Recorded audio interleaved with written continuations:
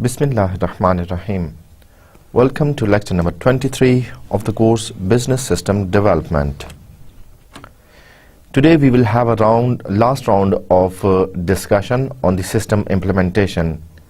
We'll see some new aspects and some new dimensions of some of the considerations that should also be taken into account while we are installing or implementing a new system or a new business process.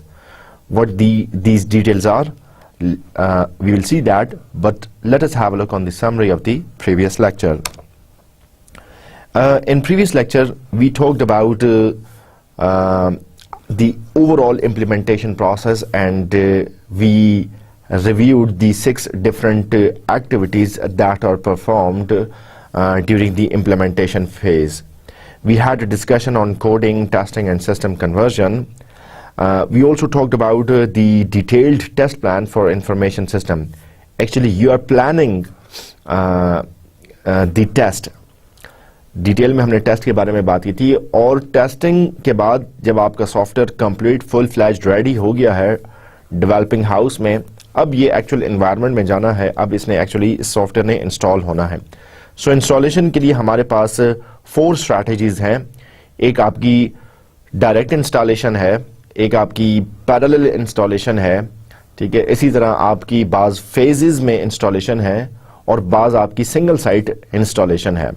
So depending on the size of the business process, depending on the complexity, depending on the scale and depending on the architecture, may be आपने एक ऐसा software बनाया हो जो कि different sites पर install होगा, different locations पर इंस्टॉल होगा, तो उसको कैसे लेकर चलना है, ये डिटेल्स हमने देखी थी.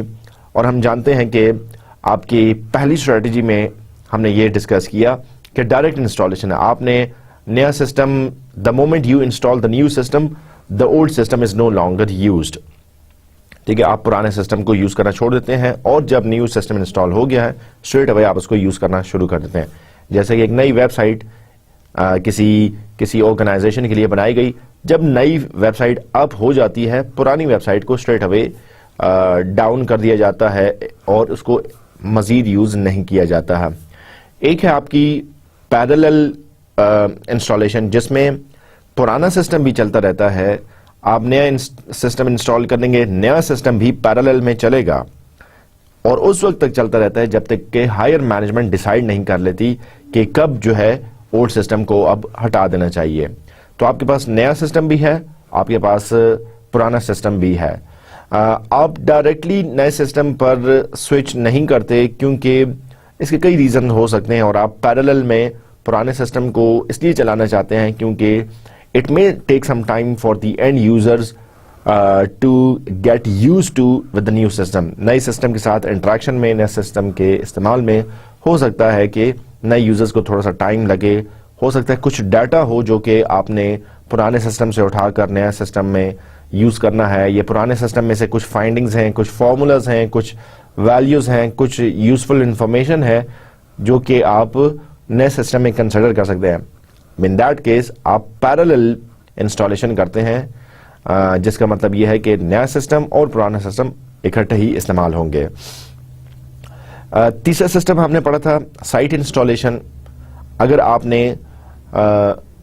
एक ऐसा बिजनेस प्रोसेस डेवलप किया जो कि डिफरेंट साइट्स पे इंस्टॉल होगा, साइट ए पे, साइट बी पे, साइट सी पे, ठीक है. So what you do is that you don't simultaneously install the software on the parallel sites, बल्कि आप उसको पहले एक साइट पर इंस्टॉल करते हैं. लेट्स से आपने साइट ए पर इंस्टॉल कर दिया और उसके बाद आप वहां से उस साइट पर क्या उसके इफेक्ट्स हैं, कितनी परफॉर्मेंस इंप्रूव हुई है, क्या कोई इश्यूज तो नहीं आए, कुछ और कंसर्न्स हैं, उनको देखते हुए अगर सारी चीजें वेल एंड गुड हैं, फाइन हैं, ओके हैं, तो फिर आप साइट बी पर इंस्टॉल करते हैं.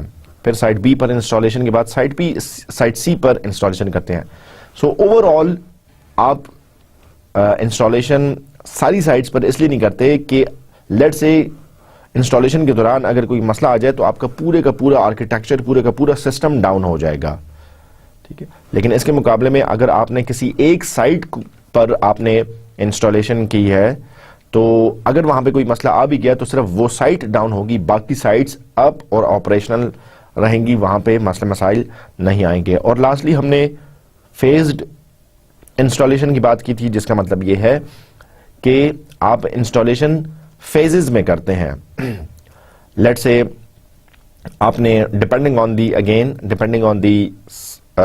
complexity, size and the scope of the new business process, आपने हो सकता है नया सेटअप, नया हार्डवेयर भी इंस्टॉल करना हो। सो लेट्स से आपने फर्स्ट फेज में हार्डवेयर इंस्टॉल किया, लेट्स से सेकंड फेज में आपने उसके लिए बैकएंड पे जो सर्वर्स हैं, डेटाबेस है, वो इंस्टॉल की, वो कॉन्फ़िगर की, वो अप की, ऑपरेशनल की। थर्ड फेज में आप एंड कंप्यूटर्स पर जाकर, एंड यूजर्स के कंप्यूटर पर जाकर वो सॉफ्टवेयर आप इंस्टॉल करते हैं। ठीक है, तो इसको हम कहते हैं फेज्ड इंस्टॉलेशन। डॉक्यूमेंटेशन, ट्रेनिंग और यूजर सपोर्ट के बारे में भी हमने बात की। ट्रेनिंग की कई फॉर्म्स हो सकती हैं, कई तरीकों से आप एंड यूजर को ट्रेन कर सकते हैं। उससे पहले याद रखिएगा कि हमने ये भी बात की थी कि डॉक्यूमेंटेशन आपकी दो तरह की है। एक है सिस्टम डॉक्यूमेंटेशन, जो कि आपके वो लोग कंसिडर करते हैं, ये सिस्टम डॉक्यूमेंटेशन कंपनी के उन लोगों के लिए होती है जो कि फॉर एवर प्रोग्रामर्स हैं, जो कि ओवरऑल इस सॉफ्टवेयर की मेंटेनेंस से जिसका ताल्लुक है।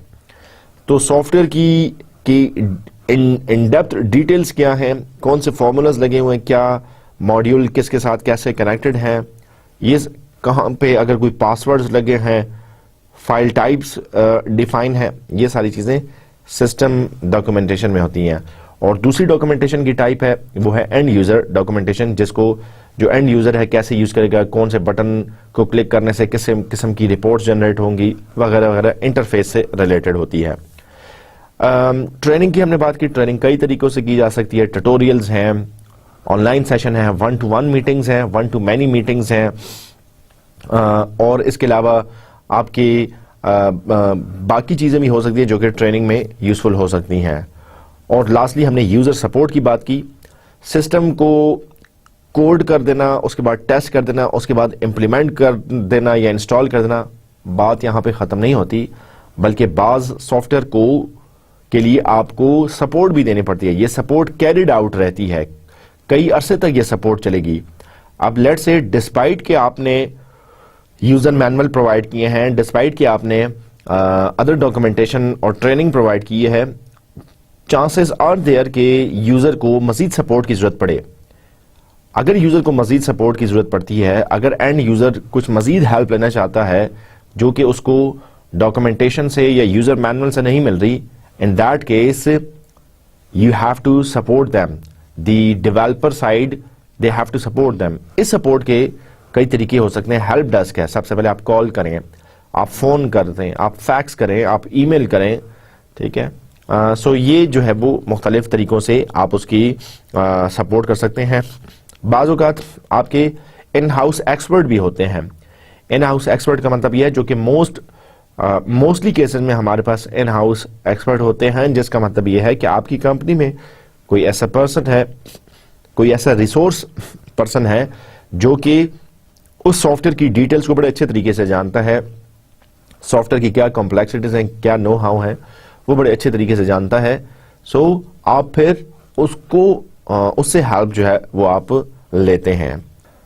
This was the summary of the today's lecture. Let us now have a look on the outlines of today's lecture.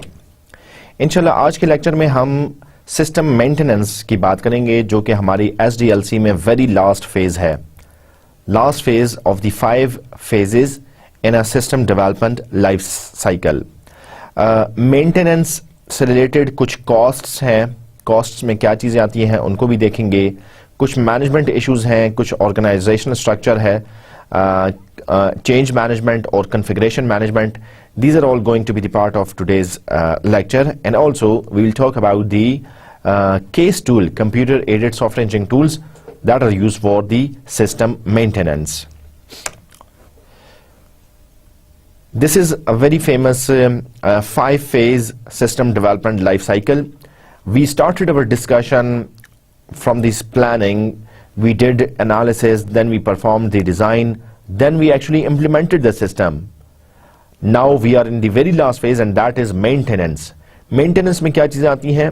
Obtaining maintenance request ठीक है, ये भी सॉर्ट ऑफ सपोर्ट से रिलेटेड है।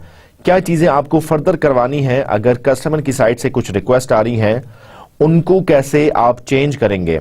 मतलब आपने जो एंड यूजर ने, कस्टमर ने जो आपको रिक्वायरमेंट्स बताई थी, आपने एग्जैक्टली उसी तरह सॉफ्टवेयर बना लिया, लेकिन अगर अब कस्टमर की तरफ से कोई नई चेंज आती है, कोई नई रिक्वायरमेंट आती है, ये रिक्वायरमेंट में कोई स्लाइटली मॉडिफिकेशन है, उसको कैसे इनकॉर्पोरेट करेंगे, कैसे ऑब्टेन करेंगे, कैसे उन चेंजेस को ट्रांसफॉर्म करेंगे। हो सकता है कि आपको उस नई चेंज को अकोमोडेट करने के लिए अपना सिस्टम रीडिजाइन करना पड़े, और अगर आपने सिस्टम रीडिजाइन किया है या part of the system redesign किया है तो फिर हो सकता है कि आपको पोर्शन ऑफ द कोड या portion of the implementation phase ये भी चेंज करना पड़े। सो ये क्या डिटेल्स है, आइए देखते हैं। इंफॉर्मेशन सिस्टम्स को मेंटेन किया जाता है, इसका पूरा एक प्रोसेस है, ठीक है। So the process of returning to the beginning of the system development life cycle and repeating the development steps, focusing on system change until the change is implemented is called the maintenance. आपने plan किया, आपने requirement को analyse किया, फिर design किया, फिर उनको code या इंप्लीमेंट किया। मेंटेनेंस फेज में हम यही बात कर रहे हैं, ठीक है, कि अगर कोई नई रिक्वायरमेंट आ गई है, सो नई रिक्वायरमेंट को आप एनालाइज करेंगे, नई रिक्वायरमेंट को डिजाइन करेंगे, based on the new requirement आपको कोड करना पड़ा है और उसको फिर जो है वो आप एक्चुअली इंप्लीमेंट कर रहे हैं। सो आपकी जो सिस्टम डेवलपमेंट लाइफ साइकिल है वो रिपीट हो रही है मेंटेनेंस फेज में। नई रिक्वायरमेंट, कोई भी नई चीज आ गई, अगेन उसका एनालिसिस होगा, डिजाइन होगा, उसकी इंप्लीमेंटेशन होगी, एनालिसिस होगा, डिजाइन होगा, उसकी इंप्लीमेंटेशन होगी, और वो नई चेंज जो है वो इंप्लीमेंट हो जाएगी। फिर इसके बाद अगर कोई नई चेंज आती है फिर उसका एनालिसिस होगा। सो ये एक साइकिल है जो कि चलती रहती है।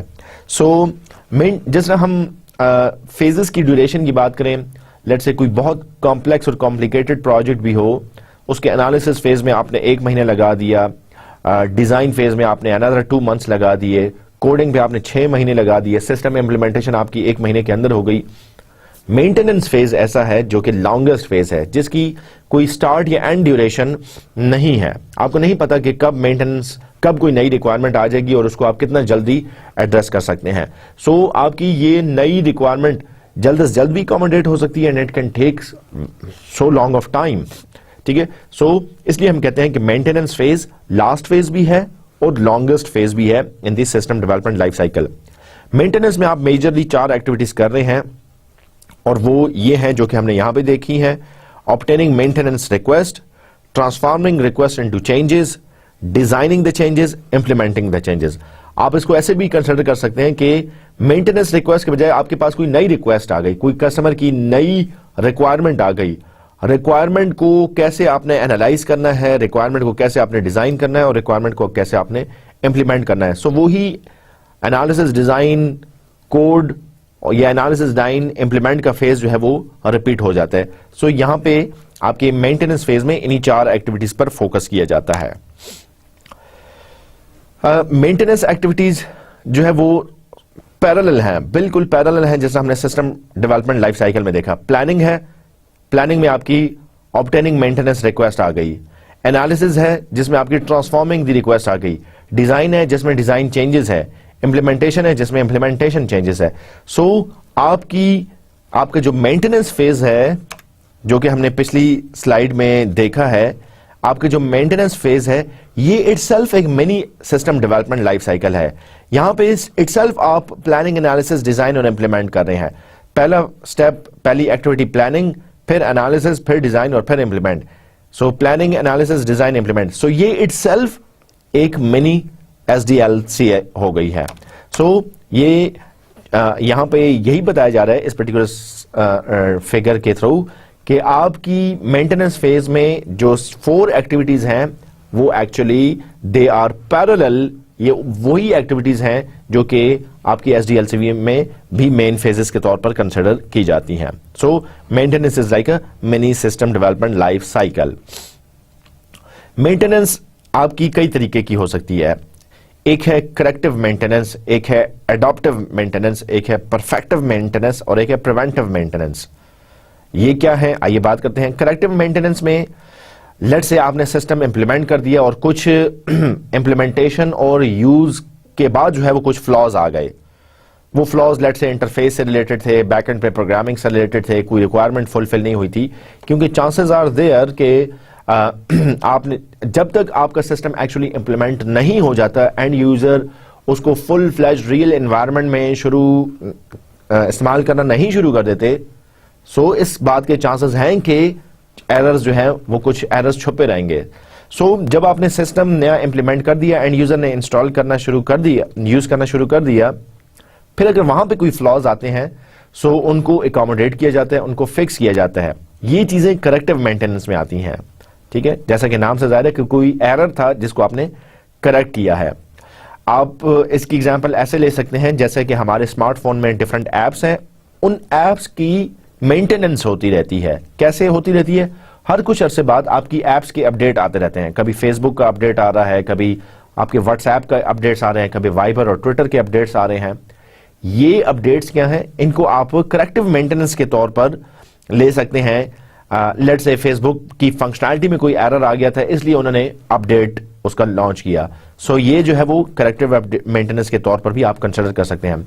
एक्चुअली क्या होता है, जो बिजनेस प्रोसेस आपने डेवलप किया है, जब वो एक्चुअल एनवायरनमेंट में इंस्टॉल हुआ तो नई किस्म के एरर्स जो कि इससे पहले रिवील्ड नहीं थे, नोन एरर्स, वैसे तो आपने टेस्टिंग कर ली थी, लेकिन एक्चुअल एनवायरनमेंट में सिस्टम के इंस्टॉल होने के बाद ही कोई नए एरर्स आए हैं, कोई नए फ्लॉज पता चले हैं। उन फ्लॉज और एरर्स को अगर फिक्स करना है, करेक्ट करना है, सो वो करेक्टिव मेंटेनेंस में है।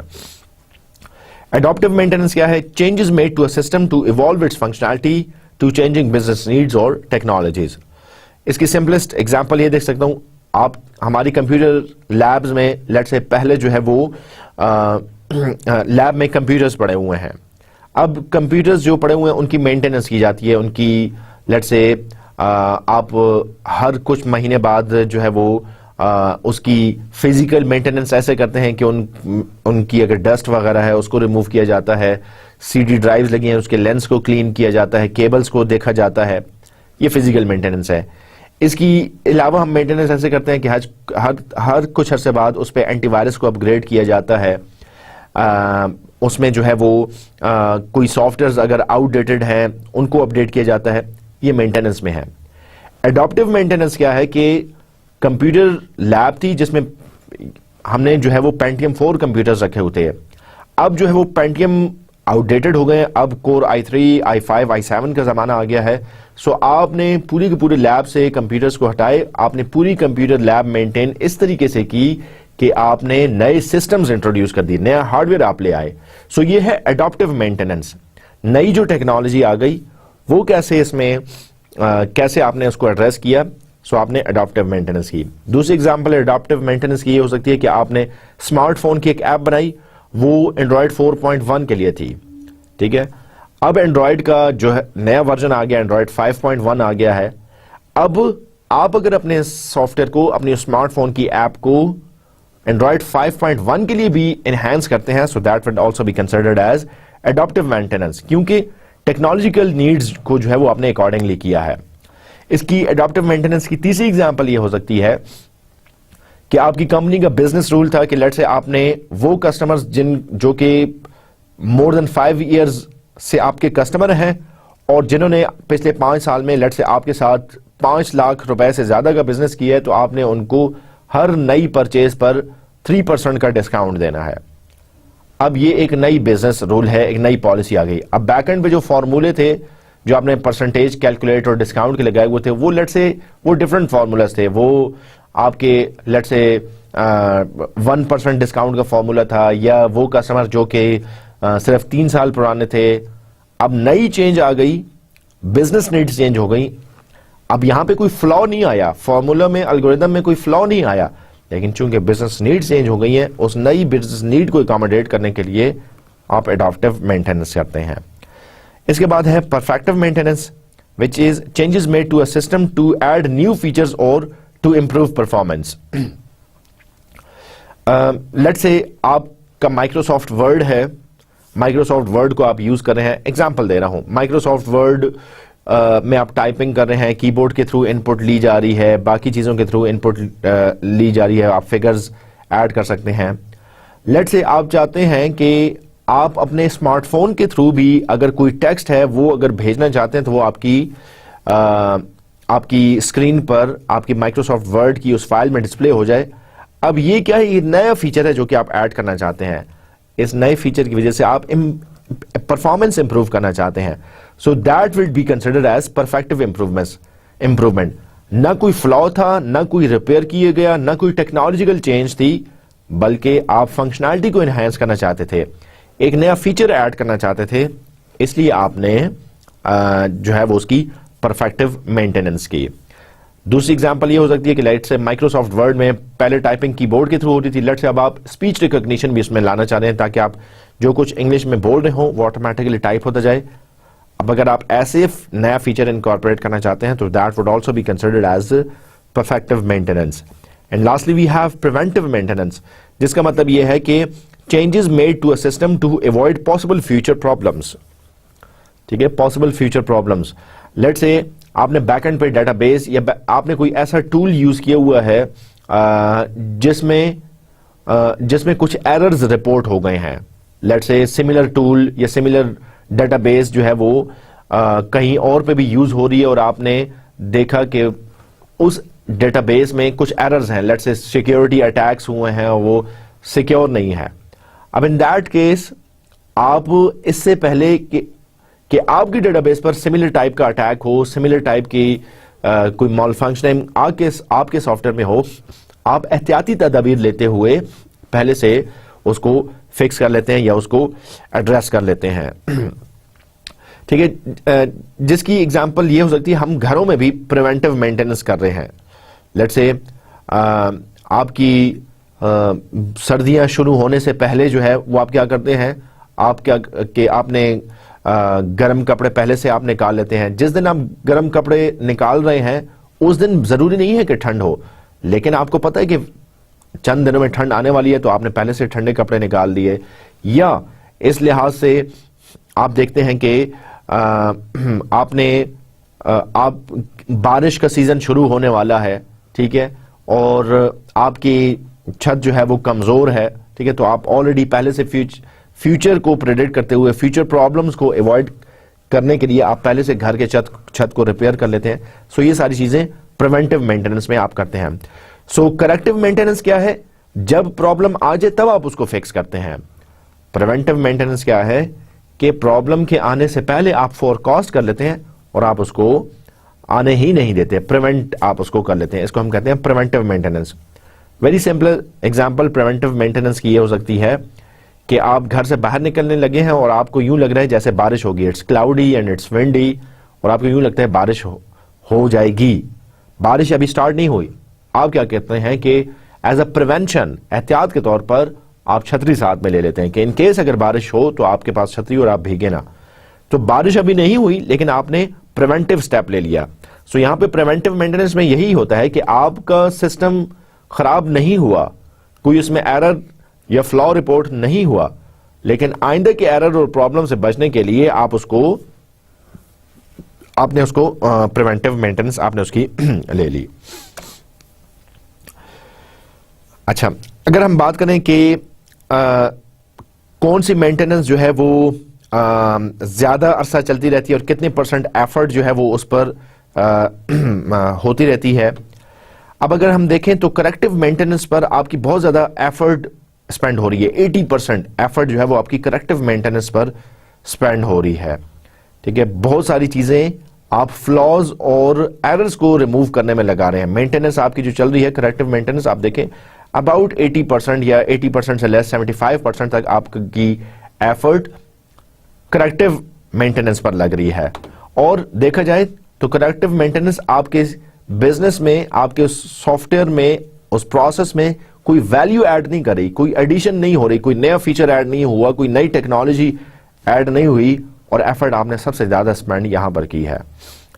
एडॉप्टिव मेंटेनेंस की बात करें तो ये अबाउट 15% एफर्ट आप यहां पे स्पेंड कर रहे हैं, लेकिन ये वैल्यू ऐड कर रही है। लेट्स से हमने कहा एडाप्टिव मेंटेनेंस की मैंने आपको एग्जांपल दी कि हमारे लैब में पेंटियम 4 कंप्यूटर्स थे, वो ठीक चल रहे थे, उसमें कोई मसला नहीं था, लेकिन आपने उनको कोर i5 कंप्यूटर्स के साथ रिप्लेस कर लिया, आपने एडाप्टिव मेंटेनेंस की, ठीक है, आपकी एफर्ट भी कम लगी और ये इससे वैल्यू भी ऐड हुई। वैल्यू ऐड ऐसी हुई कि स्टूडेंट जो है वो लेटेस्ट मशीन्स पर अपने हैंड्स ऑन जो है वो कर सकते हैं। इसी तरह परफेक्टिव मेंटेनेंस पर देखें तो एफर्ट अबाउट 18% एफर्ट लग रही है और इससे भी आपकी कंपनी में, आपके बिजनेस प्रोसेस में वैल्यू ऐड हो रही है। और प्रिवेंटिव मेंटेनेंस में भी सबसे कम एफर्ट लगती है, लेट्स से 7 और 6% एफर्ट लगती है, लेकिन ये भी आपकी वैल्यू ऐड करती है। अब अगर आप इस ग्राफ को देखें तो आप देख सकते हैं कि सबसे ज्यादा एफर्ट आपकी कहां लग रही है in terms of time, cost, value, money, वो आपकी करेक्टिव मेंटेनेंस पे लग रही है। और फायदा इसका या वर्थ इसकी या वैल्यू इसने कंपनी बिजनेस में कुछ ऐड की, कोई इसमें वर्थ ऐड नहीं हुई, क्योंकि ये आप पिछले मसले मसाइल को ही हल कर रहे हैं, आप कुछ इंप्रूवमेंट की तरफ नहीं जा रहे, पिछले मसले मसाइल ही आप ठीक कर रहे हैं। लेट्स से आपने एक नया घर बनाया, ठीक है, अब आप अगर उसमें ढेर सारी एफर्ट और टाइम इस पर स्पेंड कर लेते हैं कि चीजें गलत बनी हुई थी, लेट्स से डोर का साइज जो है वो ठीक नहीं था, या जो है वो फ्लोर का लेवलिंग ठीक नहीं हुई थी, या आपकी जो टाइल्स हैं वो उसके बाद गिरना शुरू हो गई हैं, ठीक है, सो ये सारा करेक्टिव मेंटेनेंस में आ रहा है, ठीक है, क्योंकि फ्लॉज रह गए थे, प्रॉब्लम रह गए थे, एरर्स आ गए हैं, इसलिए आपने तो कोई नई चीज घर में ऐड ही नहीं की, आप तो पुराने को ही फिक्स करें। लेट्स से आपने कोई पाइपिंग की हुई है, वो लीकेज वहां पे हो गया है, सो ये यहां पे आपकी एफर्ट भी स्पेंड हो रही है और घर में कोई वैल्यू भी ऐड नहीं हुई, घर की कॉस्ट में कोई वैल्यू भी ऐड नहीं हुई। लेकिन इसके मुकाबले में लेट्स से पहले आपके पास जो है वो वुडन डोर थे, अब आपने फाइबर ग्लास डोर्स लगा लिए हैं, यस ये वैल्यू ऐड हुई। पहले लेट्स से आपके घर में टाइल्स नहीं लगी हुई थी, अब आपने मार्बल टाइल्स लगा ली हैं, यस इससे वैल्यू ऐड हुई है। लेट्स से पहले आपके घर में जो है वो कोई ऑटोमेटिक गीजर जो है या हीटिंग सिस्टम नहीं था, वो आपने किया है, ठीक है, तो ये भी आपकी वैल्यू में ऐड करी। तो बिल्कुल इसी तरह आपके बिजनेस प्रोसेस में भी है कि करेक्टिव मेंटेनेंस पर जो है वो आपकी एफर्ट और टाइम भी ज्यादा लग रहा है, लेकिन कोई वैल्यू भी ऐड नहीं हो रही। इसके मुकाबले में एडॉप्टिव, प्रिवेंटिव और परफेक्टिव मेंटेनेंस में एफर्ट कम लग रही है और ये वैल्यू भी ऐड कर रहे हैं। लेकिन ये करेक्टिव मेंटेनेंस ये ऑप्शनल नहीं है, आपकी मर्जी पर नहीं है कि आप चाहें तो करेक्टिव मेंटेनेंस करें, चाहें तो एडॉप्टिव करें या परफेक्टिव करें। ऑब्वियसली अगर आप करेक्टिव मेंटेनेंस नहीं करेंगे, ठीक है, सो इनके एडॉप्टिव, परफेक्टिव और प्रिवेंटिव मेंटेनेंस करने का कोई फायदा नहीं है, क्योंकि यहां पे फ्लॉ आ गए, रिपेयर आ गई, एरर्स आ गए, उनको अगर आप ठीक ही नहीं करें तो सिस्टम कैसे यूज होगा? सिस्टम यूज अगर नहीं होगा तो उसकी परफेक्टिव या एडॉप्टिव मेंटेनेंस की तो कोई फिर आर्गुमेंट या कोई जवाब ही नहीं बनता। मेंटेनेंस की कॉस्ट भी है, जैसे यहां पे हमने देखा कि 80% जो है वो आपकी एफर्ट लग रही है, इस तरह मेंटेनेंस के साथ जो है वो कुछ कॉस्ट भी एसोसिएटेड है, ठीक है। और बहुत से अगर बिजनेसेस को देखें so allocate 80% of information system budget to maintenance. Maintenance जो है वो एक जरूरी एक्टिविटी है और सर्टेन बिजनेस केसेस में क्या होता है कि वो अपनी 80% ऑफ द बजट मेंटेनेंस पर ही लगाते हैं। जिसकी एग्जांपल ऐसे है कि आपने एक नई गाड़ी खरीद ली, लेट्स से आपने 10 लाख रुपए की नई गाड़ी खरीद ली। अब नई गाड़ी खरीदने की तो अपनी आपने 10 लाख लगा दी, अब इस गाड़ी को मेंटेन करने के लिए आप जो है वो कॉस्ट मजीद बेयर करते हैं। कैसे आप कॉस्ट करते हैं? लेट्स से आपने उसमें उसकी आप रेगुलर सर्विस कराते हैं, उसका मोबाइल ऑयल चेंज करते हैं, उसके ब्रेक पैड्स वगैरह चेंज करते हैं, ठीक है। इस तरह अगर कोई उसकी सस्पेंशन वक्त के गुजरने के साथ जो है वो अगर आउट हो जाती है, उसको आप सस्पेंशन को ठीक करते हैं। सो आपको गाड़ी की कीमत के अलावा जो है वो गाड़ी को रनिंग हालत में रखने के लिए भी कुछ पैसे लगाने पड़ते हैं। बिल्कुल इसी तरह है कि आपने एक नया बिजनेस प्रोसेस तो डेवलप कर लिया, इंप्लीमेंट भी कर दिया, अब मेंटेनेंस में आपको ढेर सारे टाइम, एफर्ट, मनी जो है ये स्पेंड करनी पड़ती है। सर्टेन केसेस में 80% तक बजट जो है वो एलोकेट होता है, सर्टेन केसेस में ये बजट कम भी हो सकता है। अब अगर मजीद बात करें फैक्टर्स की that influence system maintainability, maintainability में क्या चीजें जो है वो ऐड ऑन होती हैं, मतलब क्या फैक्टर्स हैं जो कि मेंटेनेबिलिटी को आसान या मुश्किल बना सकते हैं। इसमें डिफेक्ट्स हैं, ठीक है। लेट्स से अगर कोई ऐसे डिफेक्ट्स थे जिनकी वजह से सिस्टम की फंक्शनैलिटी पर फर्क पड़ा है, उन डिफेक्ट्स को फिक्स करना ये बड़ा जरूरी है। डिफेक्ट्स इजी थे, मेंटेनेबिलिटी भी आसान हो जाएगी। डिफेक्ट्स अगर कॉम्प्लिकेटेड, लार्ज और मुश्किल थे, उसको फिक्स करना, उसको मेंटेन करना भी इसी तरह मुश्किल हो जाएगा।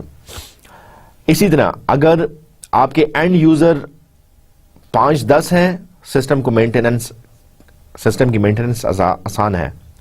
अगर आपके एंड यूजर 50 या 100 हैं, सिस्टम की मेंटेनेंस स्लाइटली मुश्किल है। और अगर सिस्टम के एंड यूजर्स 500 तक हैं या 1000 तक हैं, सिस्टम की मेंटेनेंस और मुश्किल हो जाएगी।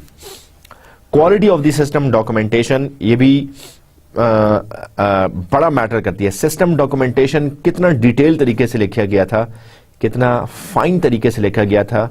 जितने अच्छे तरीके से सिस्टम मेंटेनेंस लिखी गई होगी, सिस्टम डॉक्यूमेंटेशन लिखी गई होगी, सिस्टम मेंटेनेंस भी उतनी आसान या कन्वीनियंट हो जाती है। और जितनी मुश्किल, वेग, कॉम्प्लिकेटेड और जिसमें डिटेल्स मिसिंग हो, अगर सिस्टम डॉक्यूमेंटेशन थी तो मेंटेनेंस उतनी ही मुश्किल हो जाती है। मेंटेनेंस पर्सन कौन है, यह बड़ा मैटर करता है। मेंटेनेंस पर्सन अगर कोई एक्सपर्ट है, जिसका एक्सपीरियंस है, उससे मेंटेनेंस का काम आसान हो जाएगा। लेकिन अगर आप एक नए बंदे को सिस्टम पर ले आए हैं और उसने मेंटेनेंस करनी है और वो इतना एक्सपीरियंस नहीं है, सो ऑब्वियसली मेंटेनेंस पर मुश्किल हो जाएगी। टूल्स भी बहुत असरअंदाज करते हैं। टूल्स अगर latest state of the art आप यूज करें, मेंटेनेंस आसान होगी। टूल्स अगर आउटडेटेड यूज कर रहे हैं या जिनके लाइसेंस एक्सपायर हो गए हैं, उसमें मेंटेनेंस मुश्किल हो जाएगी। और लास्टली है well structured programme.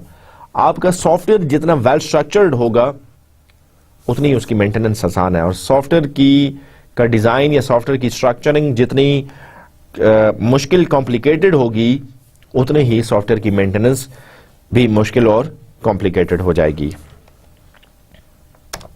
Let us now understand the cost of maintenance with the help of this figure. हम यहाँ पे देख सकते हैं कि हमारे पास हॉरिजॉन्टल में डॉक्यूमेंटेशन की क्वालिटी है, which is starting from poor, average और हाई। और दूसरे एंड पे हमारे पास परसेंटेज इन एफर्ट है, ठीक है। 0% एफर्ट लगी, 100% लगी, 200% लगी, 400% तक लगी।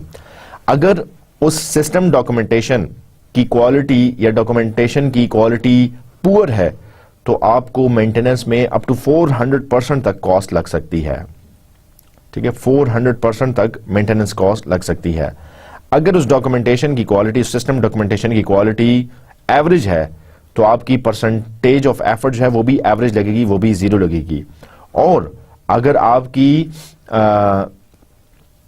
उस सिस्टम डॉक्यूमेंटेशन की क्वालिटी वेरी हाई है, बड़ा अच्छा सिस्टम डॉक्यूमेंटेशन लिखी गई थी, सो आपकी जो एफर्ट है, मेंटेनेंस की एफर्ट, वो बहुत हद तक कम हो जाती है। कम क्या हो जाती है कि रिड्यूस हो जाती है। सो इसलिए कहा जाता है कि एक अच्छा वेल डॉक्यूमेंटेड सिस्टम, एक ऐसा बिजनेस प्रोसेस जिसकी डॉक्यूमेंटेशन, जिसकी सिस्टम डॉक्यूमेंटेशन बड़े अच्छे तरीके से की गई हो, जो कि इजियर टू अंडरस्टैंड हो। अगर वो अच्छा स्ट्रक्चर है, अच्छे तरीके से वो डॉक्यूमेंटेशन लिखी गई है, वो इजियर टू अंडरस्टैंड है, उसमें रिक्वायर्ड डिटेल्स ऑलरेडी मेंशन्ड है, तो उसकी मेंटेनेंस भी उतनी आसानी से, उतने अच्छे तरीके से, उतना इजीली हो जाती है। Maintenance, conducting system maintenance, managing maintenance, ठीक है। कौन मेंटेनेंस को मैनेज करेगा, इसकी कई अप्रोचेस हो सकती हैं, कई किस्म के लोग इसमें इन्वॉल्व हैं। जैसे कि हम यहां पर देखेंगे, ऑर्गेनाइजेशन स्ट्रक्चर्स भी डिफरेंट तरीके से हो सकते हैं, उस हिसाब से आपके मेंटेनेंस के स्ट्रक्चर भी डिफरेंट हो सकते हैं। सेपरेट भी हो सकता है, कंबाइंड भी हो सकता है और फंक्शनल भी हो सकता है। सेपरेट का मतलब यह है कि maintenance group consist of different personal and development group. Maintenance के लोग ही रहते हैं, ठीक है। उनका डेवलपमेंट से काम नहीं है, उनका काम सिर्फ मेंटेनेंस है। लेट्स से कोई ऑलरेडी डेवलप्ड सिस्टम में कोई इश्यूज आ गए, so they are there only to maintain, वो कोई नई चीजें ऐड नहीं कर सकते। कंबाइंड में क्या होगा कि वो उसमें आपके नए लोग भी हो सकते हैं, डेवलपर साइड के लोग भी हो सकते हैं, और प्योरली जो डेडिकेटेड लोग हैं मेंटेनेंस के, वो भी मिलकर मेंटेनेंस के काम को मेंटेनेंस के फेज में आ सकते हैं। और फंक्शनल भी हो सकता है, जिसका मतलब यह है कि maintenance persons work with in the functional business unit. ठीक है, मेंटेनेंस के सर्टन लोग जो है वो सर्टन बिजनेस यूनिट को जो है वो एड्रेस करेंगे। लेट्स से मैनेजमेंट मेंटेनेंस के भी कुछ लोग हैं जो कि सिर्फ इंटरफेस को देखने हैं। सो इंटरफेस से रिलेटेड कोई इशू आता है तो सर्टन मेंटेनेंस की टीम में से एक पर्सन जो है वो चूंकि इंटरफेस के लिए डेडिकेटेड है तो वो सिर्फ इंटरफेस को देखेगा, दूसरा डेटाबेस के लिए डेडिकेटेड है तो वो डेटाबेस को मेंटेन करेगा। सो ये 3 ऑर्गेनाइजेशनल स्ट्रक्चर्स हैं मेंटेनेंस के हवाले से। इन तीनों ऑर्गेनाइजेशन टाइप्स के एडवांटेजेस भी हो सकते हैं और डिसएडवांटेजेस भी हो सकते हैं। अब अगर आपने डेडिकेटेड पर्सन्स रखे हुए हैं, सेपरेट रखे हुए हैं मेंटेनेंस के, तो इसके एडवांटेजेस ये है कि आपका सिस्टम भी इंप्रूव हो जाता है और क्वालिटी ऑफ द डॉक्यूमेंटेशन ये भी इंप्रूव हो जाती है। लेकिन इसका डिसएडवांटेज ये है कि ignorance of critical undocumented information, अगर कोई डॉक्यूमेंटेशन कंप्लीट नहीं है या मिस रह गई है, ठीक है, तो उससे बड़े मसाइल पैदा हो सकते हैं, क्योंकि आप एक नए लोग को ला रहे हैं। ठीक है, नए लोग सिस्टम मेंटेनेंस में आ गए, उनको सिस्टम की बैकग्राउंड का नहीं पता या उनको ऑल प्रीवियस डिटेल्स का जरूरी नहीं है कि अंदाजा हो। ठीक है, सो हो सकता है कि वो जो सिस्टम डॉक्यूमेंटेशन कर रहे हैं उसमें वो किसी इंपॉर्टेंट चीज को मिस करते हैं। कंबाइंड के भी एडवांटेजेस और डिसएडवांटेजेस हो सकते हैं। जैसे एडवांटेज ये है कि maintenance group knows all about system, इसमें दोनों ही लोग हैं, मेंटेनेंस के लोग भी हैं और कुछ डेवलपर के लोग भी हैं। सो ये दोनों मिलकर बड़ा अच्छा काम करते हैं, लेकिन डॉक्यूमेंटेशन में इसमें एम्फेसाइज कम होता है। और फंक्शनल भी है।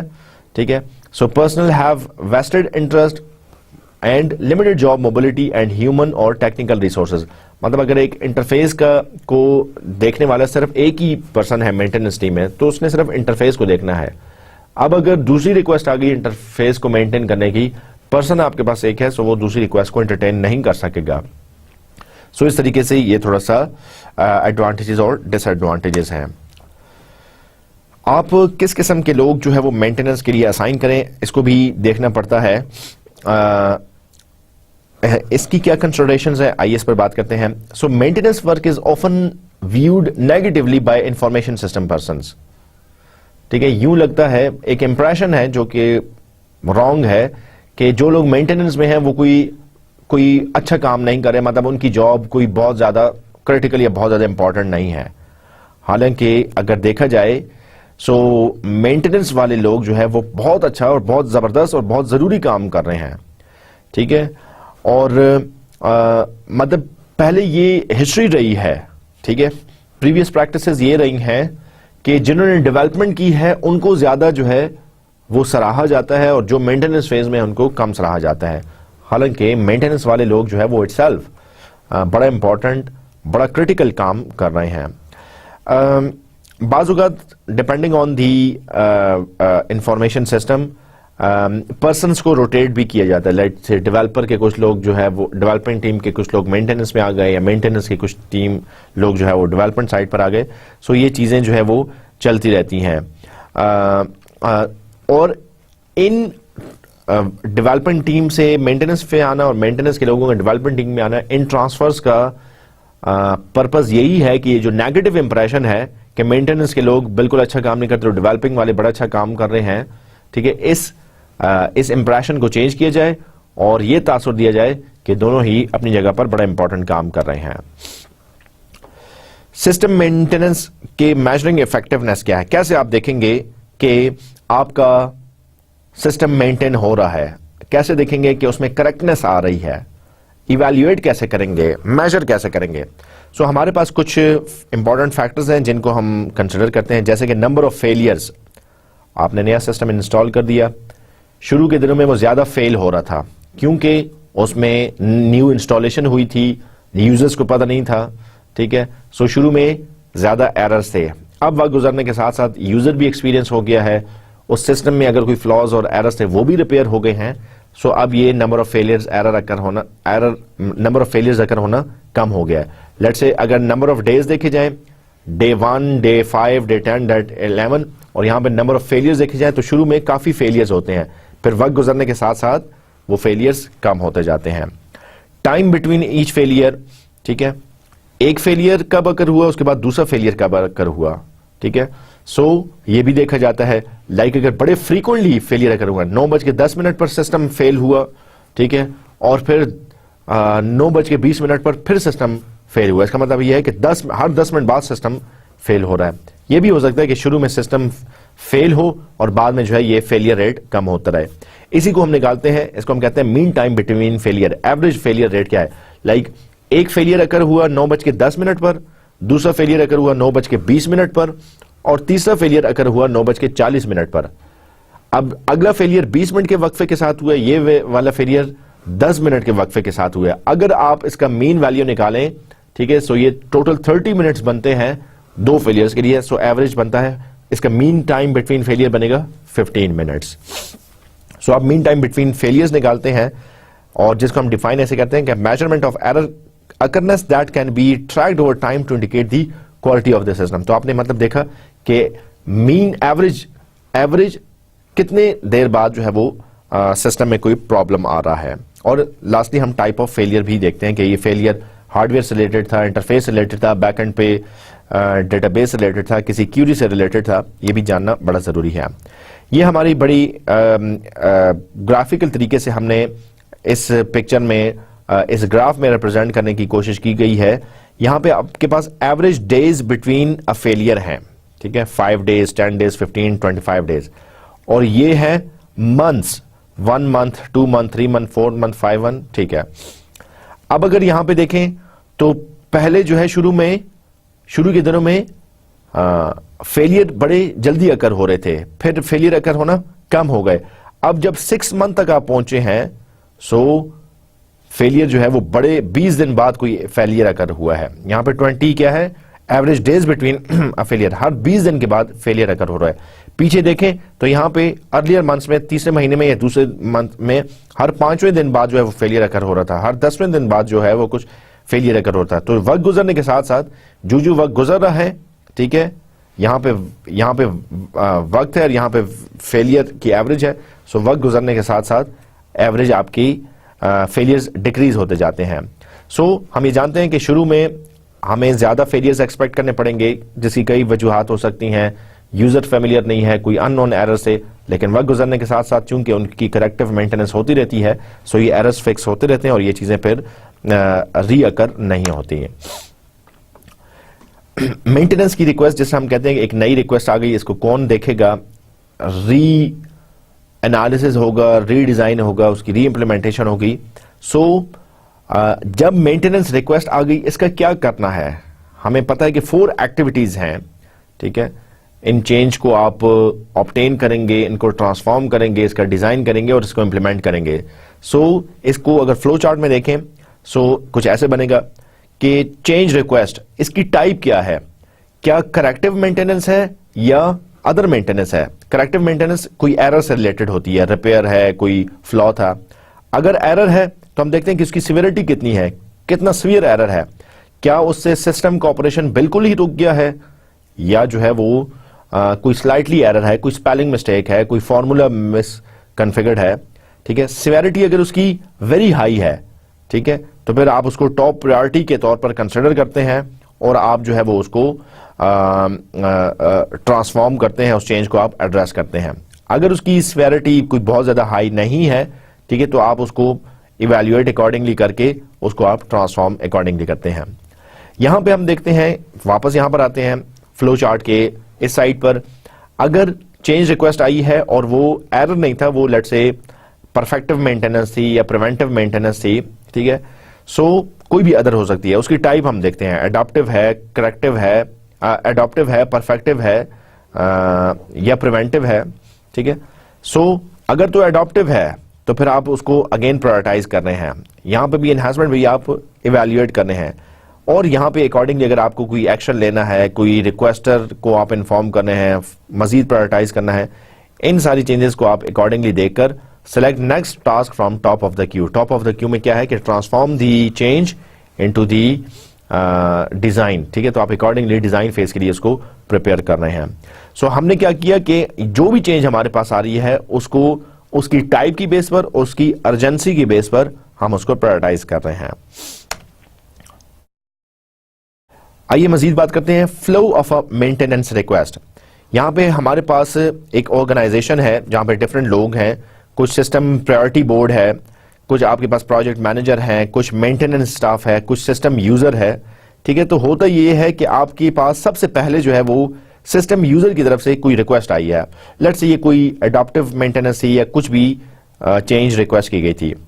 ये रिक्वेस्ट आती है प्रोजेक्ट मैनेजर के पास। ठीक है, प्रोजेक्ट मैनेजर इसको देखता है, यस ये जेन्युइन रिक्वेस्ट है, there is some maintenance required. वो ये रिक्वेस्ट भेजता है प्रायोरिटी बोर्ड को। वो देखते हैं कि जैसा हमने पिछली स्लाइड में भी देखा कि इसकी सिवेरिटी कितनी है, इसको प्रायोरिटी कितनी देनी चाहिए, इसकी बेस पर वो डिसाइड करते हैं और यहां पे प्रोजेक्ट मैनेजर को बता देते हैं कि आप इसको एज ए प्रायोरिटी के तौर पर कंसिडर करें या एज एन अर्जेंसी के तौर पर इसको कंसिडर करें। ये प्रोजेक्ट मैनेजर फिर आगे मेंटेनेंस टीम के जो लोग हैं, मेंटेनेंस स्टाफ को भेजता है, नोटिफाई कर देता है यूजर को भी कि आपकी चेंज को इनकॉर्पोरेट किया जा रहा है, और प्रोजेक्ट मैनेजर जो है वो मेंटेनेंस स्टाफ को भी बता देता है कि आपने ये जो चेंज रिक्वेस्ट आई थी इसको आपने अकॉर्डिंगली एड्रेस करना है। So this is how maintenance request flows within an organisation. इसके बाद बात करते हैं कॉन्फ़िगरेशन मैनेजमेंट की। कॉन्फ़िगरेशन मैनेजमेंट क्या करती है? ये प्रोसेस है ये एश्योर करने का कि authorise changes are made to the system. मतलब हर चेंज को आप एकोमोडेट नहीं करेंगे।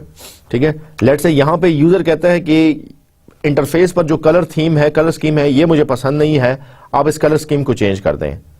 ठीक है, सो हम यहां पे यही बात कर रहे हैं कि हर चेंज को एंटरटेन नहीं किया जाएगा, हर रिक्वेस्ट को मेंटेन नहीं किया जाएगा, बल्कि देखा जाएगा कि क्या चीजें रिक्वायर्ड हैं, क्या चीजें जरूरी हैं जो कि मेंटेनेंस के लिए कंसिडर की जा सकती हैं। उसके लिए आप जो है वो बेसलाइन मॉड्यूल्स भी देखते हैं, सिस्टम लाइब्रेरियन को भी कंसल्ट करते हैं, रूटीन्स, बिल्ड रूटीन्स को भी देखते हैं। बेसलाइन मॉड्यूल्स क्या है? So software modules that have been tested, documented and approved to be included in the most recently created version of the system. आप उन मॉड्यूल्स को चेंज कर सकते हैं जो कि already part of the software हैं, जिनके बारे में डॉक्यूमेंट में भी है, जिनको अप्रूव भी किया गया था, जिनका कोई प्रीवियस वर्जन भी है। ठीक है, सो ये जिनको टेस्ट भी किया गया था, अगर उस मॉड्यूल से रिलेटेड कोई चेंज है उसको आप इनकॉर्पोरेट करेंगे। लेट्स से एक नया मॉड्यूल जो कि एक ऐसी फंक्शनैलिटी को शो कर रहा है जो कि एंड यूजर ने उसको मेंशन ही नहीं किया था और somehow the other let's say वो इंप्लीमेंट हो गई। अब अगर यहां पे उसकी मेंटेनेंस रिक्वायर्ड है, उसकी कोई चेंजेस यहां पर इस मॉड्यूल में रिक्वायर्ड हैं, तो पहले यह देखा जाता है कि ये तो सिस्टम का हिस्सा ही नहीं है। ठीक है, ये तो सिस्टम का हिस्सा ही नहीं है, तो इसलिए ना ही इनके बारे में डॉक्यूमेंटेशन है, ना ही इनको टेस्ट किया गया है। ठीक है, और ये तो सिस्टम का हिस्सा नहीं है, इसलिए इसको कंसिडर नहीं किया जाता। इसकी एग्जांपल ऐसे ही है जिस ना आपने एक ब्रांड न्यू कार खरीदी। ठीक है, कार खरीदने के बाद आपको कंपनी ने 100,000 माइल्स की या किलोमीटर्स की वारंटी दी कि आप गाड़ी को 1 लाख किलोमीटर तक चलाएं, अगर कोई मसला है तो हम आपको फिक्स कर देंगे, ये इसकी वारंटी में है। लेट्स से आपने इंजन में कोई नई चीज ऐड कर दी, लेट्स से आपने उसमें कोई टर्बो का मॉड्यूल जो है वो ऐड कर दिया, और टर्बो का मॉड्यूल ऐड कर देने के बाद जो है वो गाड़ी के इंजन में कोई प्रॉब्लम आ गया। ठीक है, अब अगर आप वारंटी के लिए ले जाते हैं तो आप जानते हैं कि वारंटी कंपनी जो है वो उसको एक्सेप्ट नहीं करेगी, क्योंकि जो ओरिजिनल चीज थी आपने उसको मॉडिफाई कर दिया है। ठीक है, आपने अपनी तरफ से कोई चीज ऐड करके आप कंपनी से चाह रहे हैं कि वो इस टर्बो मॉड्यूल को ठीक कर दे, जो कि कंपनी की पॉलिसी में नहीं है, या कंपनी इसकी जिम्मेदार नहीं है, जो कि नई चीज आप लेकर आए हैं। सो यहां पे भी हम यही बात करें कि बेसलाइन मॉड्यूल अगर थे, जिसके बारे में डॉक्यूमेंट में भी था, जिसको टेस्ट भी किया गया था, जिसकी जो अप्रूव भी था, अगर तो उसको चेंज करना है, उससे रिलेटेड कोई चेंज है तो ठीक है, वरना आप उस चेंज को इग्नोर कर देते हैं, वो फिर ऑथराइज चेंज में नहीं आता। इसके अलावा सिस्टम लाइब्रेरियन एक पर्सन है जो कि ये चेक करता है कि बेसलाइन मॉड्यूल जो है when a system is being developed और मेंटेन, वो जस्ट मेक श्योर करता है कि कोई ऐसा मॉड्यूल ना हो, रह ना जाए, जिसको डॉक्यूमेंट करना था या जो टेस्ट भी हुआ था लेकिन उसकी डिटेल्स मेंशन नहीं है। सो ये सिस्टम लाइब्रेरियन मेक श्योर्स कि सारे के सारे मॉड्यूल्स जो कि अप्रूव थे वो डॉक्यूमेंटेड भी हों, वो टेस्टेड भी हों, या जो टेस्टेड थे वो अप्रूव्ड भी हों, वो डॉक्यूमेंटेड भी हों। सो ये कंसिस्टेंसी सिस्टम लाइब्रेरियन चेक करता है। और लास्टली बिल्ड रूटीन्स है हमारे पास, which are guidelines that list the instructions to construct and executable system from the baseline source code। ठीक है, यहां पे ये बताया जाता है कि लेट्स से बेसलाइन मॉड्यूल को अगर आपने चेंज करना है, इसका सोर्स कोड क्या है, कैसे आप कौन सी चीज चेंज करेंगे तो न्यू चेंज एकोमोडेट हो जाएगी। So that is related to the configuration management. Configuration management के लिए आपके पास कुछ टूल्स भी हैं जिनको हम control access to modules in the system library के तौर पर भी जानते हैं। दो किस्म के हमारे पास टूल्स है, रिवीजन कंट्रोल है और सोर्स कोड कंट्रोल है। रिवीजन कंट्रोल टूल्स क्या करते हैं, मॉड्यूल्स लेबल्ड एज फ्रोजन, मतलब ये चेंज नहीं हो सकते, ठीक है, ये चेंज नहीं हो सकते, ये फ्रोज कर दिए जाते हैं, ठीक है। और सोर्स कोड कंट्रोल है extend revision control to all interrelated modules, इनको आप चेंज कर सकते हैं। तो कुछ मॉड्यूल्स हैं जो कि चेंज नहीं होंगे और कुछ मॉड्यूल्स हैं जो कि चेंज होंगे। सो आप देखते हैं कि कौन से टूल्स हैं जिनको यूज करते हुए आप रेलेवेंट मेंटेनेंस अप्लाई कर सकते हैं। Historical changes can be traced and previous versions can be reconstructed. This is very important.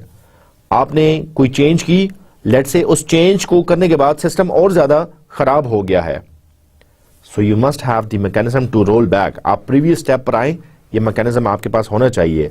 Reconstruct आप करें, प्रीवियस वर्जन पर आप आए, क्योंकि अगर आप प्रीवियस वर्जन पर नहीं आ सकेंगे और नए सिस्टम पर नई चेंज को आपने अकोमोडेट कर दिया, अब नया सिस्टम नहीं चला या उसमें कुछ और फ्लॉ आ गया है, सो ये आपका सिस्टम जो है वो क्रैश कर जाएगा, कुछ भी काम नहीं हो पाएगा। सो कहने का मतलब ये है कि अगर आपने कोई नई चेंज अकोमोडेट की है, सो आप प्रीवियस को ट्रैक करने के काबिल रहना चाहिए कि इन केस अगर नई नहीं चलती तो प्रीवियस वर्जन किसी भी सूरत में चल रहा था वो ऑपरेशनल तो था ना।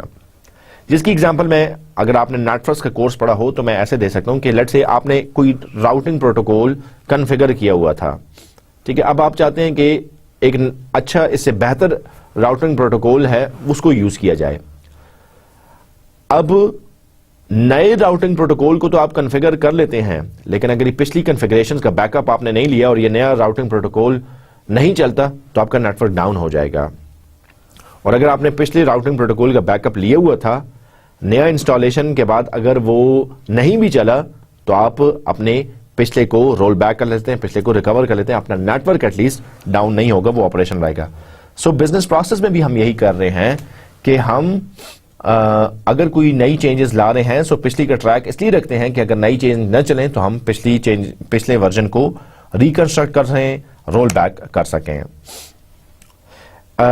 हमारे पास कुछ केस टूल्स भी हैं, computer aided software engineering tools हैं, कुछ ऑटोमेटेड डेवलपमेंट टूल्स भी हैं, इनको भी आप मेंटेनेंस में यूज कर सकते हैं। जैसे ट्रेडिशनल सिस्टम डेवलपमेंट की बात करें तो यहां पे कोडिंग और टेस्टिंग पर एम्फेसाइजेस है। Changes are implemented by coding and testing first, ठीक है, अगर कोई चेंज है तो उसको कोड किया जाता है, उसको टेस्ट किया जाता है, अगर वो ठीक है तो फिर उस चेंज को एड्रेस किया जाता है और डॉक्यूमेंटेशन जो है वो मेंटेनेंस के बाद परफॉर्म की जाती है। और डॉक्यूमेंटेशन को अपडेट रखना, अप टू डेट रखना, ये इसको एक सप्लीमेंट्री, एक एडिशनल टास्क के तौर पर कंसिडर किया जाता है, इसको नेग्लेक्ट कर दिया जाता है। ये कंसिडर किया जाता है कि डॉक्यूमेंटेशन हो गई तो ठीक है, वरना कोई मसला नहीं है। सो ये ट्रेडिशनल सिस्टम डेवलपमेंट में ऐसे होता है। जबकि केस टूल्स की अगर बात करें, डेवलपमेंट विद केस टूल्स की बात करें, या अगर आपने कोई केस टूल्स यूज किए हैं मेंटेनेंस के लिए, सो यहां पे डिजाइन पर भी फोकस है, डॉक्यूमेंटेशन पर भी फोकस है। Changes are implemented in the design documents, आपके पास जो डिजाइन था पहले चेंजेस को वहां पे एड्रेस किया जाता है, आप स्ट्रेट अवे इसको कोड नहीं कर रहे, ठीक है। लेट्स से डिजाइन फेज में आपके पास ERDs थी, या आपके पास DFDs थी, या आपके पास जो है वो कोई और यूज केस डायग्राम्स थी, तो अगर कोई चेंज आप ला रहे हैं तो पहले उस डिजाइन में आप चेंज लाते हैं, फिर उसके बाद जो है वो कोड को अकॉर्डिंगली आप चेंज करते हैं, और जो भी आपने डॉक्यूमेंटेशन की है उसको, जो भी आपने चेंज की है उसको आप वेल तौर पर डॉक्यूमेंट करते हैं। So this is the difference between the traditional system development और development with the case tools. Website maintenance की अगर हम बात करें, हमारे ढेर सारे बिजनेस प्रोसेस जो है वो वेब बेस्ड हो सकते हैं, वेबसाइट्स हो सकती हैं। यहां पे मेंटेनेंस के स्लाइटली डिफरेंट इश्यूज हैं।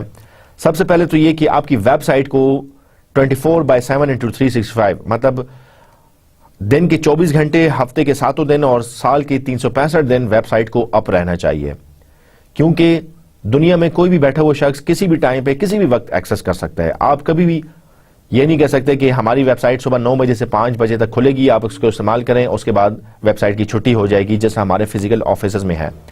अब आप देखते हैं कि वीकॉमर्स की वेबसाइट या आपके LMS की वेबसाइट आप आधी रात को भी यूज कर रहे हैं, आप सुबह सवेरे भी यूज कर रहे हैं, आप दोपहर को भी यूज कर रहे हैं।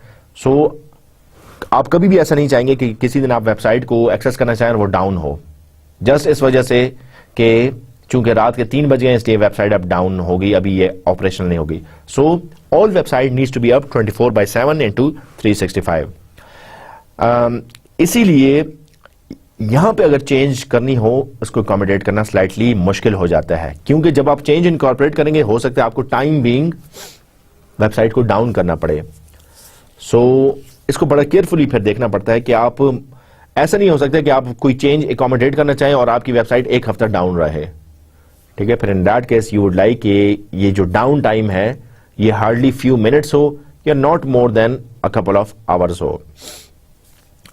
Pages under maintenance can be logged. इसका दूसरा तरीका यह है कि आप पूरी वेबसाइट को बाज़ औक़ात मेंटेन नहीं कर रहे होते, आप सर्टन पेजेस को अपडेट कर रहे होते हैं, मेंटेन कर रहे होते हैं। सो इन दैट केस आप पूरी वेबसाइट को डाउन ना करें, सिर्फ जो पेजेस हैं उनको लॉक कर लें। डेट और टाइम स्टैम्प पहले से बता दें कि इस दिन को, इस तारीख को इतने बजे जो है वो वेबसाइट अपडेट होगी।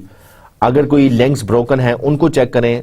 लेट्स से आपने अपनी वेबसाइट पर जो है वो एक किसी और वेबसाइट का एड्रेस दिया कि मजीद डिटेल्स इस वेबसाइट से चेक करें।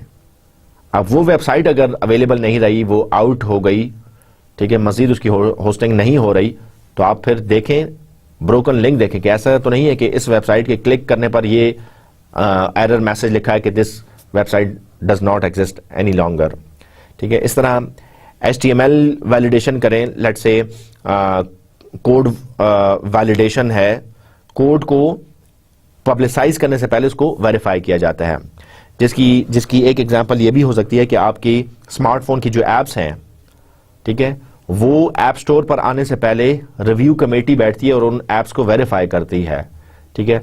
iOS के केस में 1 महीने तक लग सकता है और एंड्रॉयड के केस में 4 से 5 दिन या 1 हफ्ता भी लग सकता है। सो जो भी आप एप्लीकेशन आप ऐप स्टोर पर अवेलेबल करना चाहते हैं उसका पहले सोर्स कोड व्यू किया जाता है, देखा जाता है कि इसमें कोई जंक्स तो नहीं है, इसमें कोई स्पैम्स तो नहीं है, ये कंपनी की पॉलिसी को वायलेट तो नहीं कर रहा। Once it is validated then it is made available on the website, on the application store. इसके अलावा कुछ और भी इश्यूज हैं जिनको आप कंसिडर करते हैं, जैसे री रजिस्ट्रेशन, ठीक है। When content significantly changes, site may need to be registered with search engines, ठीक है। लाइक आपने पहले वेबसाइट पे जो है वो लेट्स से आपके बिजनेस की, पहले आपका बिजनेस जो है वो सिर्फ फर्नीचर में डील कर रहा था, अब आपका बिजनेस जो है वो फर्नीचर और इलेक्ट्रॉनिक्स और टेलीकम्युनिकेशन में भी डील कर रहा है।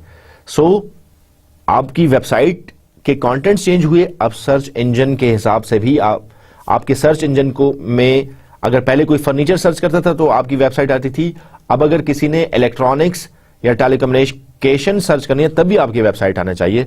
सो सर्च इंजन के साथ भी आपको रजिस्टर करना पड़ता है। फ्यूचर एडिशंस आप कंसिडर करते हैं, ठीक है। कंसिस्टेंसी इज इंपॉर्टेंट, मतलब आप देखें कि आपके यूजर्स किस टाइप के हैं, ठीक है, कितना फ्रीक्वेंटली वो यूज करते हैं, किस टाइम पे वो यूज करते हैं, ठीक है। और अगर बहुत फ्रीक्वेंट यूजर हैं उस वेबसाइट के और अगर आपने मेंटेनेंस है तो डाउन टाइम आप पहले से अनाउंस करते हैं, ब्रॉडकास्ट करते हैं। ऐसा नहीं है कि एक दिन अचानक से वेबसाइट डाउन हो गई, पता चले कि वेबसाइट जो है वो अंडर मेंटेनेंस है, तो पहले से आप इन्फॉर्म करते हैं। बैच चेंजेस का मतलब यह है कि पूरी की पूरी वेबसाइट एकदम चेंज ना करें, ठीक है, पोर्शन में करें, फेजेस में करें, ठीक है। सो इसको ये ज्यादा अच्छे तरीके से आप वेबसाइट को मेंटेन कर सकेंगे। Let us now proceed towards the summary of today's lecture. आज के लेक्चर में हमने सिस्टम मेंटेनेंस से रिलेटेड डिफरेंट चीजें देखी। हमने देखा कि आपकी करेक्टिव मेंटेनेंस है, आपकी अडॉप्टिव मेंटेनेंस है, परफेक्टिव मेंटेनेंस है और प्रिवेंटिव मेंटेनेंस है। हमने ये भी देखा कि मेंटेनेंस के साथ कुछ कॉस्ट एसोसिएटेड है और हमने ये देखा है कि कुछ एफर्ट भी एसोसिएटेड है। अगर आपकी बिजनेस सिस्टम की डॉक्यूमेंटेशन अच्छी है, टेक्निकल डॉक्यूमेंटेशन अच्छी है, डिटेल्ड है, क्वालिटी वाली है, तो आपकी मेंटेनेंस की कॉस्ट काफ़ी हद तक रिड्यूस हो जाती है। और वो सिस्टम मेंटेनेंस की क्वालिटी जितनी बेकार है या जितनी पुअर क्वालिटी है, आपकी मेंटेनेंस की कॉस्ट उतनी ही बढ़ जाती है। इसके अलावा ये पॉसिबल है, ये नेचुरल है कि जब आपका नया सिस्टम इंस्टॉल हो जाएगा, यूज़ करना शुरू कर दिया जाएगा, तो शुरू के दिनों में, शुरू के टाइम में एरर्स ज़्यादा आते हैं। वक्त गुजरने के साथ साथ वो नंबर ऑफ एरर्स या mean time between failures remove होता रहता है। इसके अलावा हर चेंज को आपने एड्रेस नहीं करना, हर चेंज को आप एकोमोडेट नहीं करते, बल्कि जो चेंजेस टेस्टेड थी, डॉक्यूमेंटेड थी, वैलिडेटेड थी, उनको आप चेंज करते हैं। हमारे पास कुछ केस टूल्स भी हैं जिनको यूज़ करते हुए आप मेंटेनेंस कर सकते हैं। इंशाल्लाह अगले लेक्चर में हम इंस्टॉलेशन से रिलेटेड जो हमारी कुछ चीज़ें थी उनको भी हमने देख लिया। कन्वर्जन स्ट्रैटेजीज़ को हम देखेंगे, कुछ टेक्निक्स हैं उनको भी हम देखेंगे, और पोस्ट इंस्टॉलेशन के क्या मसले मसाइल हो सकते हैं। ठीक है, they are also going to be the part of our next lecture discussion. This ends our lecture here. I hope you enjoyed it. I'll see you with more details. Until then, take care of yourself. Goodbye and Allah Hafiz.